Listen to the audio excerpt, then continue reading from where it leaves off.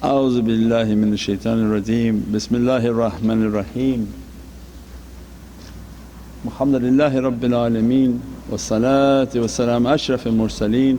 Sayyidina wa mawlana Muhammad al-Mustafa sallallahu alayhi wa sallam bimadadakum wa nazarakum sayyid rasulil kareem habibul azim. Mahdi Sayyidiyya Sultanul Awliya Shaykh Abdul Faiz al-Daghestani, shaykh Muhammad Azam Haqqani, Sultan al-Qulubina mawlana shaykh Sham Kabani. A'udhu billahi minash shaitanir rajeem. Bismillahir rahmanir rahim. Ati Allah, ati Rasul wa ulul amri minkum. And a reminder to myself, ana abdukul ajiz da'if miskeen zalim mujahad. So the question is, if your sister needs an advice or a friend needs counsel, should we keep a rock in the mouth? Give advice to? Give advice to. Inshallah, we'll cover that next week. Inshallah, ana abdukul ajiz da'if miskeen zalim mujahad, and by the grace of Allah we are still in existence.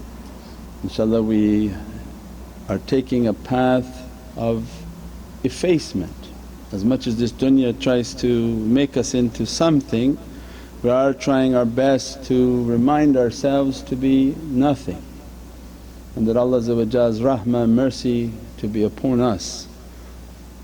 Alhamdulillah, from Prophet and the heart of awliyaullah, they remind us that our path, and Allah describes our path in Surah Al-Kahf, and the relationship between Sayyidina Musa and Sayyidina Khidr. And there's always a reminder for myself that anybody can go back and read the 18th surah and see the eloquency of the words that Allah is using to describe that path, the do's, the don'ts, and the reminder that Nabi Musa Kalimullah, a Prophet of Allah who speaks to Divinely Presence, and that when he wants to reach a reality, Allah sends him to one of his servants, not the only servant, one of my servants, go. So it means our path then every step of the way is a reminder, no matter who you are in need of guidance. And when the order of guidance comes, lower yourself to be nothing. That stage of being nothing to receive the guidance that Allah wants to give, to get the medicine that you were asking for it to come to you, you have to lower yourself to be nothing. But if you continue to think of ourself as something, we would never accept the guidance. And that was the first warning that Sayyidina Khidr had, that I don't think we are going to get along, and I don't think you're going to be patient with the knowledges I convey to you. How can you be patient with something you have very little understanding of? Not that you don't understand anything of it, just the fact that you know a little about it is going to make a big problem. Because you may have just a little bit of knowledge in the depth of the oceans of knowledge, you may think it's a lot of knowledge, but just what little you know may be enough to block everything that you hear and everything that you understand from these associations. You bring it in, you gargle with it, move it around, it doesn't make sense to you, you don't use it.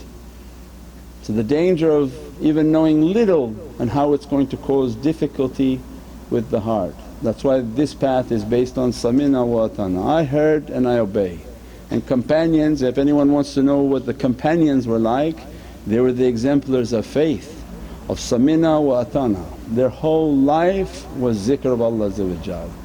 They never left zikr of Allah. And we get to the reality of their life by the third part of this example.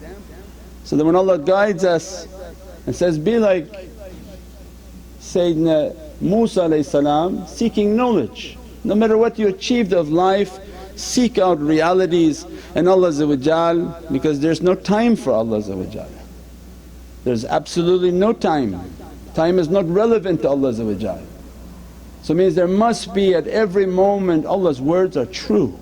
When Allah says that, you're going to meet one of my servants, so there must be at every moment Allah's servants on this earth, and their responsibility is hidayat and guidance.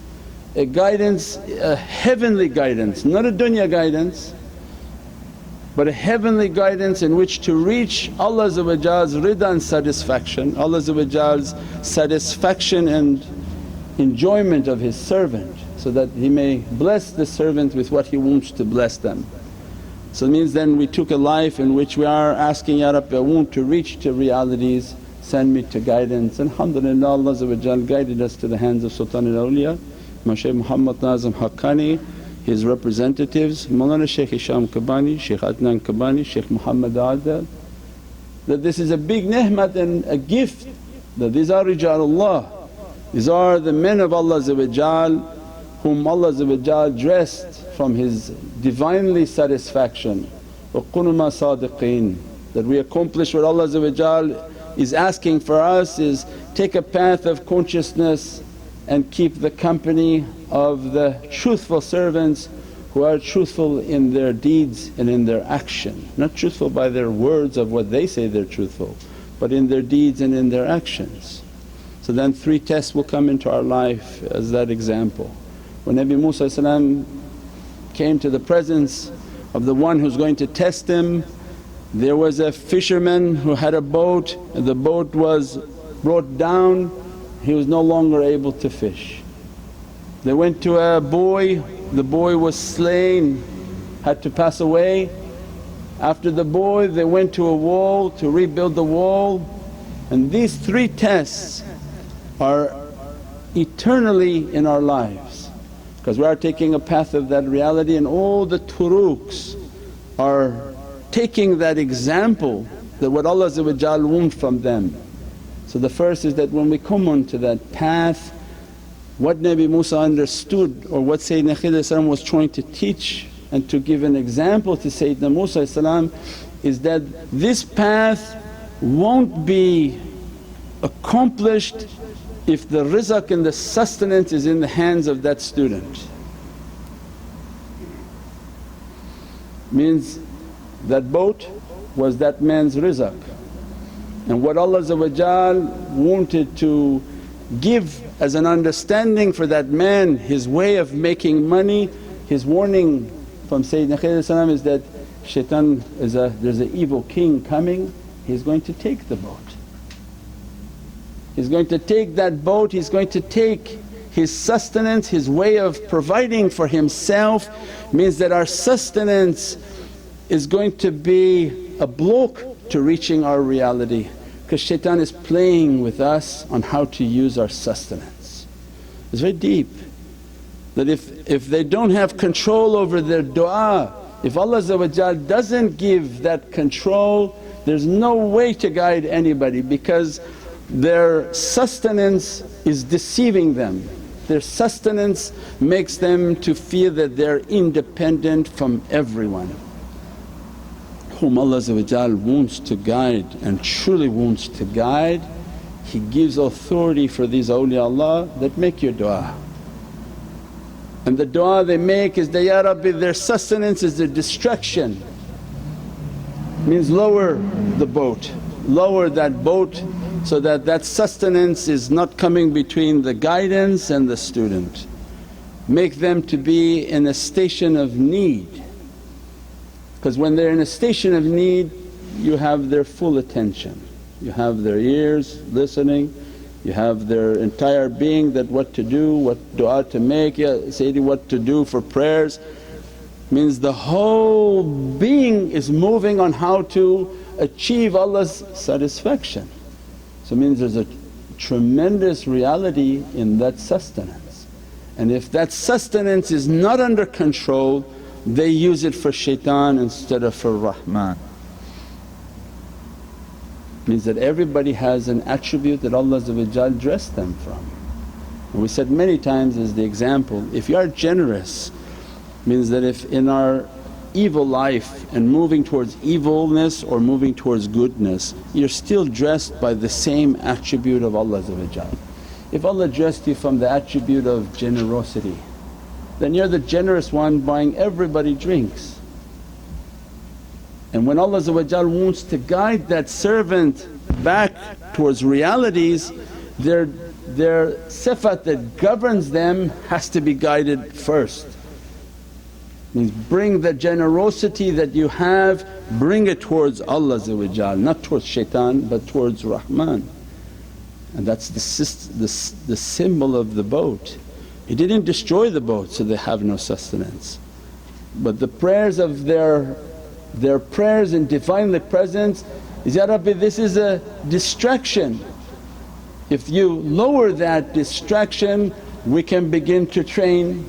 If we train them and they're solid in their belief, then when the rizq rises it's not for shaitan, it's for Rahman.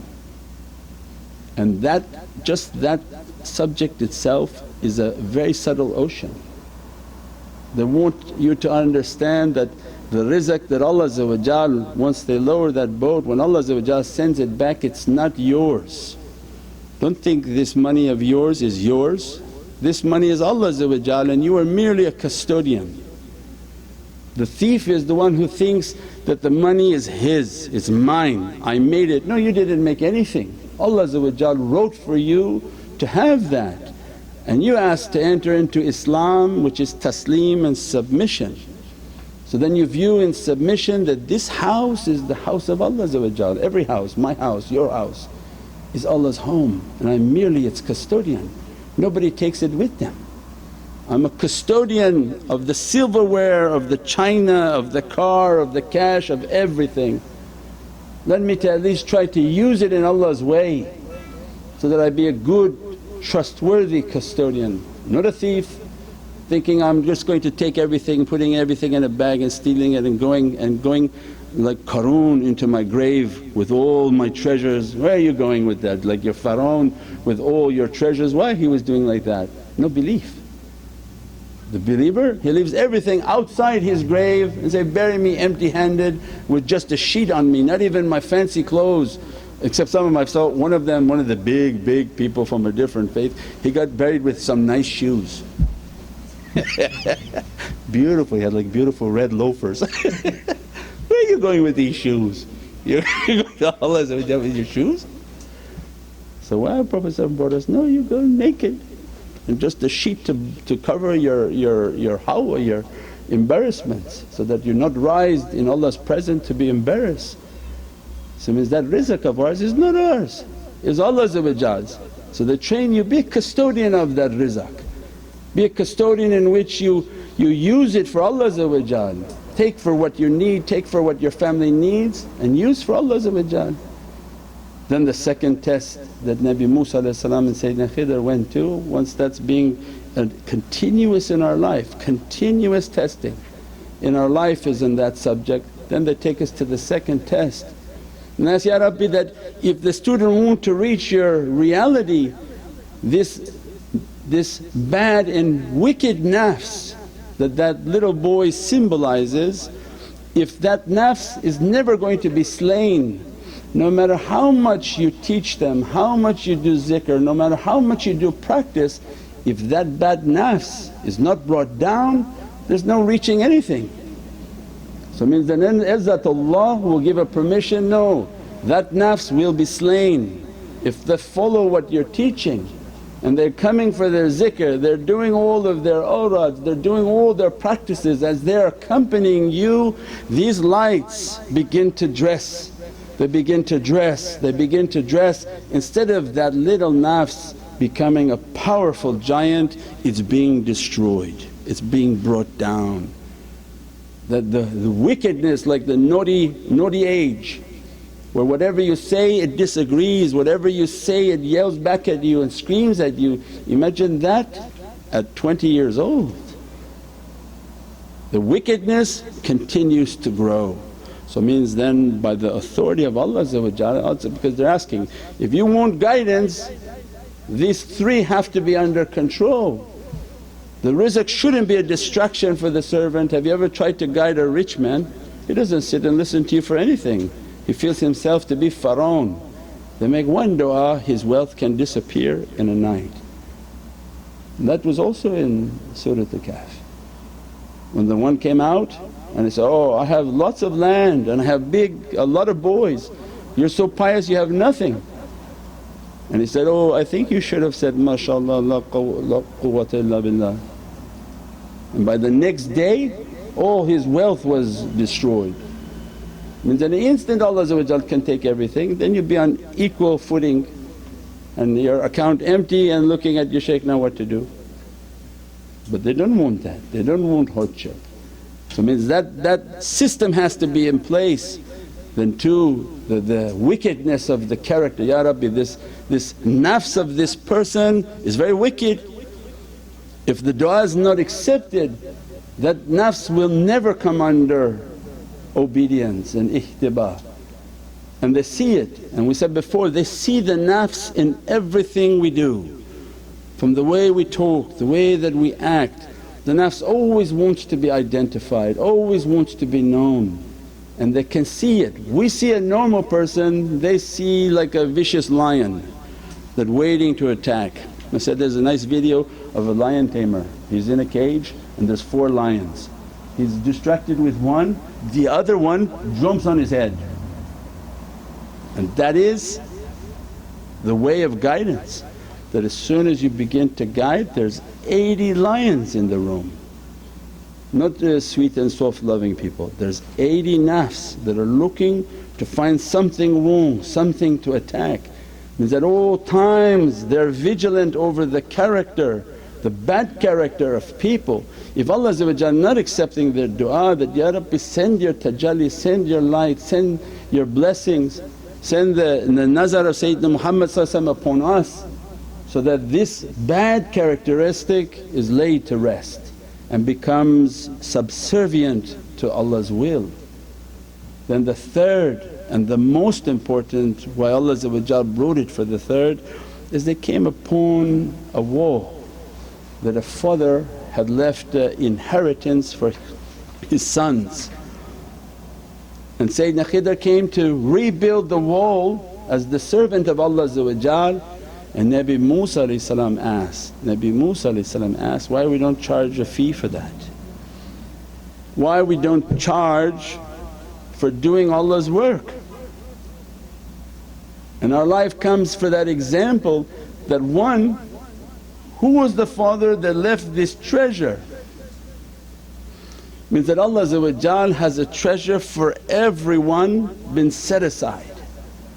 Everyone, because Allah is not a storyteller. There must be an example right now in my life on this surah.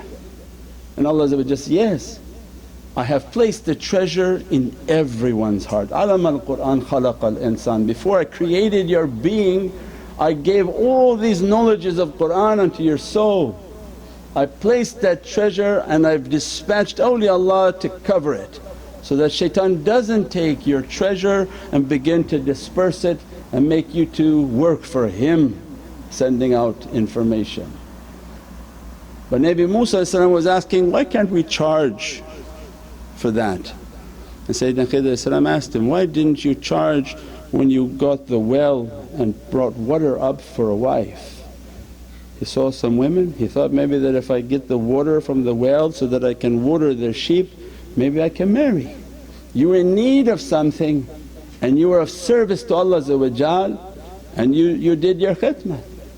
Why now would you want to charge? So awliya come into our life and begin to teach that if you want all the rewards of your path, you want all that Allah wants to give, because there's a treasure. So means the third and most important is, if you want the treasures that Allah has set aside for you, live a life of khidmat, live a life of service. If you're not doing any khidmat, you're definitely not reaching any treasure of Allah. It is the example of the Prophets. They did what they did for what? A paycheck? They did it to be of service to Allah. Now Allah sends rizq and sustenance from ways that nobody can imagine, but they never charge for what they do. They never charge for what they do, and they teach all their students, live a life of service. If you live a life of service doesn't mean you don't work, it means that you work but you'll be inspired by these shaykhs that you're of some service. It's not just a life about yourself. If you have the ability to write, you'll be writing for them, they're inspiring you to reach your treasure. If you can make websites, you'll be making websites with them. If you can write a book, you'll be writing a book with them. If you can make a TV show, you'll be making a TV show with them. Their life is to inspire you to be of service with what Allah has given to you of your abilities, of what you're able to produce, what you're able to think, what you're able to do with your hands, your mind, your feet, your being. Use it in the way of Allah and His beloved Sayyidina Muhammad. That opens all the treasures of the soul, that opens all the treasures of the soul. And that's why awliyaullah and pious people, they go everywhere, they teach every day. They don't teach for any salary, they go everywhere to teach, to spread the love of Sayyidina Muhammad. Why? Because they understood the secret of that khidmat opens all the rida and satisfaction of Allah which are the treasures of the heavens, open upon their soul because of that service. And they inspire all their students to take a life of that way so that they can reach the servanthood of Allah. Means that even the further they move to go and teach, the further they go, the more distance they walk, the more blessings that are coming. Before you can ask from Allah, give me this job, give me these things that I want, Allah going to ask, what have you done for me? And that's why they come into our lives and inspire us, no, do that khidmat, do that service for Allah, it opens everything for you. We pray that Allah open these realities for us, these understandings for us, that to not have the rizq as a distraction, the bad character to be brought down, and to live a life of service. Subhana rabbika rabbil izzati amma yasifoon wa salaamun alal mursaleen walhamdulillahi rabbil alameen bi hurmati Muhammadan Mustafa wa bi sirri Suratil Fatiha. سيدنا النبي سيدنا النبي سيدنا النبي سيدنا النبي